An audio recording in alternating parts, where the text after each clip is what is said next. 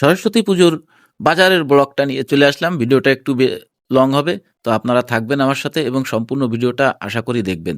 তো এই যে আমরা কিন্তু এই কথা বলতে বলতে বাজারে অলরেডি চলে আসছি। বাজারের ভিতর থেকে একটু ভিডিও করে নিলাম, আর এই যে প্রতিমার সাথে একটু ভিডিও করে নিচ্ছি, যে আপনাদের দেখাবো আর কি প্রতিমাগুলা।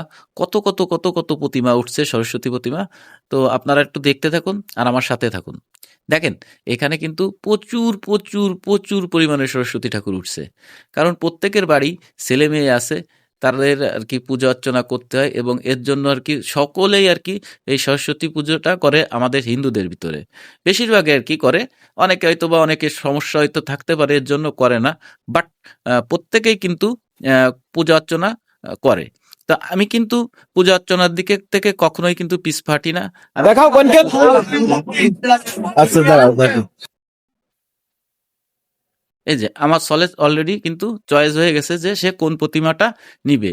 তো এইভাবে আর কি সে চয়েসটা করা হয়ে গেছে। এখন দেখতে থাকুন। আরো এই যে দেখেন, এখান থেকে কিন্তু অনেক অনেক অনেক অনেক পরিমাণে ঠাকুর আছে। দেখতে থাকুন আপনারা, একটু দেখতে থাকুন। এই যে প্রতিমাটা তার নিয়ে হয়ে গেছে, পছন্দ হয়ে গেছে, ব্যাস। এখন হচ্ছে সে এই যে সরস্বতী পূজার যে বাজারগুলো আছে এইগুলা এখন করব আর কি। এই যে সরস্বতী পুজোর মূল কিন্তু এই যে কুল, সেইগুলো কিনলাম।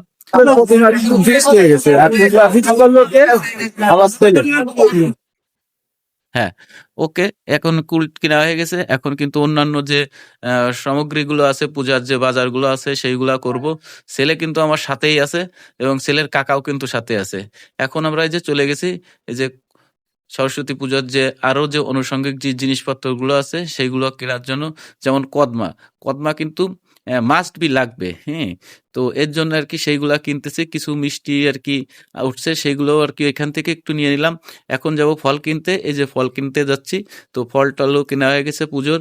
পুজোর যে আরো সামগ্রিক জিনিসপত্র আছে সেইগুলো আসলে ভিডিওটা করা হয় নাই ব্যস্ততার কারণে, যার জন্য সেই ভিডিওগুলো আমি ক্লিপগুলো নিতে পারি নাই।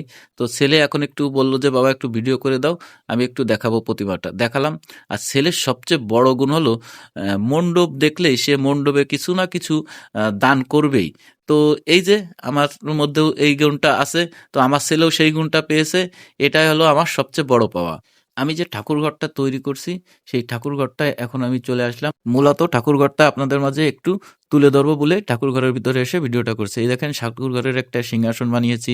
মানে যা যা সামর্থ্য আছে আমি সবকিছুই কিন্তু তৈরি করছি, এবং এইখানে কিন্তু আমি সব ঠাকুরের পূজা অর্চনায় করে থাকি, কারণ আমি পূজা অর্চনায় খুবই আগ্রহী।